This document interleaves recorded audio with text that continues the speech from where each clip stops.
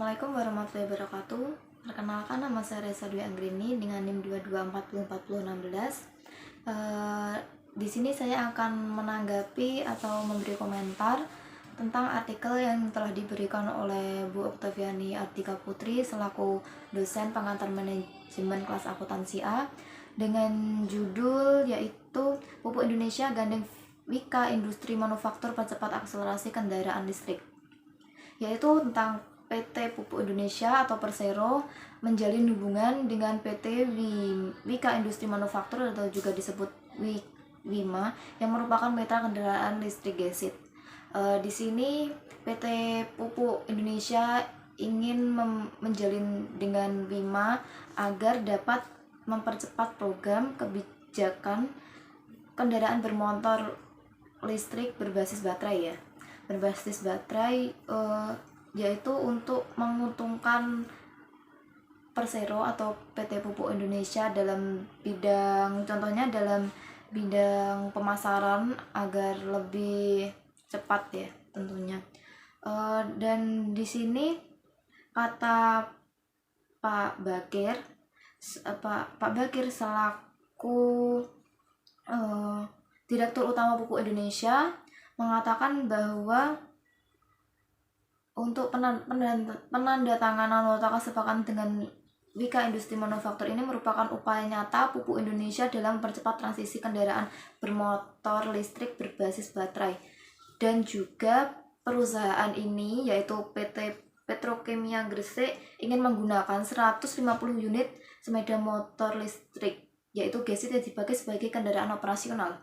Tentunya itu bukan jumlah yang sedikit ya, banyak meskipun hanya 150, tetapi untuk dibuatnya juga susah mungkin. Dan menurut saya kata Pak Bakir, kelebihan dari KLBB ini yaitu kendaraan listrik berbasis baterai, yaitu yang pertama adalah menghemat BBM. Menurut saya memang benar jika kita menggunakan kendaraan listrik berbasis baterai dapat menghemat BBM yang semakin hari semakin menipis dan semakin langka, tentunya juga dengan harga yang semakin mahal. Kita dapat menghemat BBM jika kita menggunakan KLBB ini. Dan tentunya untuk persediaan SDA sendiri juga akan menjadi lebih banyak ya jika kita tidak menggunakan BBM secara terus-menerus. Yang kedua, tidak menimbulkan kebisingan. Berarti jika kita menggunakan BBM pasti menimbulkan suara serta polusi.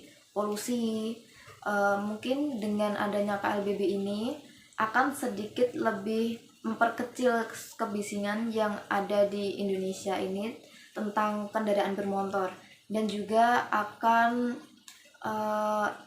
tidak akan mengganggu masyarakat lingkungan tersebut ya. Yang ketiga adalah tidak mengotori lingkungan atau ramah lingkungan. Jika KLBB ini pastinya tidak menimbulkan polusi udara karena kita menggunakannya dengan tenaga baterai atau listrik berbasis baterai. Sedangkan kalau BBM itu bisa menimbulkan polusi udara yang contohnya sekarang sudah banyak yang menggunakan BBM dan polusi udara sudah di mana-mana. Yang keempat adalah perawatan yang mudah. Perawatan yang mudah tentunya jika kita menggunakan KLBB mungkin hanya mengecas, mengisi baterai jika kehabisan baterai. Tetapi jika kita menggunakan BBM, kita harus mengganti oli, servis, dan lain sebagainya agar kendaraan kita tetap awet dan terjaga. Bisa kira-kira kita juga mengeluarkan dana untuk servis kembali, untuk ganti oli kembali. Ya menurut saya memang perawatannya mudah jika kita menggunakan KLBB ini. Karena jika kita masih menggunakan BBM, ya mungkin itu kita harus mengganti oli tepat waktu agar motor kita tetap terjaga dengan baik. Dan keempat adalah menurunkan emisi gas rumah kaca. gas rumah kaca itu dipicu oleh karbon dioksida dari bumi ya, sehingga udara di sini semakin menipis. Mohon maaf, kita kembali lagi ke topik. Tadi ada masalah tentang memori yang tidak mendukung. Jadi yang kelima adalah menurunkan emisi gas rumah kaca. Menurunkan gas emisi rumah kaca itu, rumah kaca kan terjadi karena karbon dioksida di bumi yang semakin banyak ya, dikarenakan juga polusi udara. Dan dengan adanya KLBB ini dapat menurunkan emisi gas rumah kaca lebih baik daripada sebelumnya, karena dengan adanya KLBB tidak menggunakan BBM, jadi aman dari polusi udara.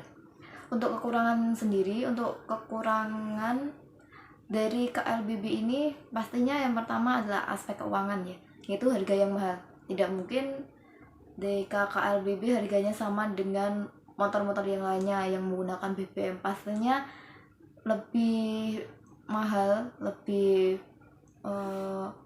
meningkat harganya, juga meningkat kualitasnya. Jadi ada harga juga ada hasil, pastinya harganya juga semakin relatif lebih mahal, dan itu pasti merugikan masyarakat kecil yang di kalangan menengah ke bawah, pasti akan dirugikan dengan adanya KLBB jika harganya masih sangat mahal. Yang selanjutnya adalah belum dikenal oleh masyarakat luas ya, belum dikenal luas oleh masyarakat. Yang pasti masyarakat pasti bertanya-tanya, apa sih KLBB itu, kok sekarang diadakan KLBB, kan bisa menggunakan kendaraan bermotor yang sekarang, kendaraan bermotor menggunakan BBM, kenapa harus menggunakan itu? Kita jika ingin menggunakan KLBB, kita harus memperkenalkan KLBB lebih luas kepada masyarakat agar dapat menggunakan KLBB, dan tentunya dengan fasilitas yang memadai juga dengan adanya KLBB, dan harganya dengan harga yang bisa, yang memenuhi kriteria masyarakat lah. Jangan terlalu mahal, tetapi standar untuk masyarakat kita. Dan selanjutnya adalah waktu pengisian bahan bakar yang lama.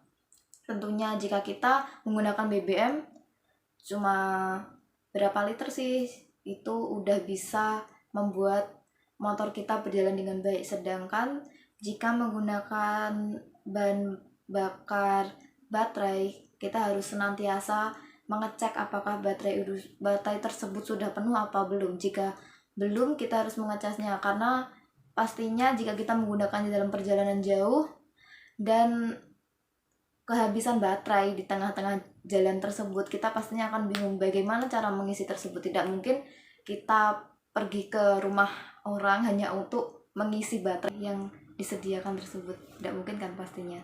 Jadi tentunya pengisiannya itu cukup lama dan juga akan menghabiskan waktu kita hanya untuk menunggu kapan baterainya akan penuh. Dan yang terakhir adalah fasilitas pengisian baterai yang belum memadai. Tentunya jika kita menggunakan KLBB di era sekarang ini ya, masih era sekarang ini, tentunya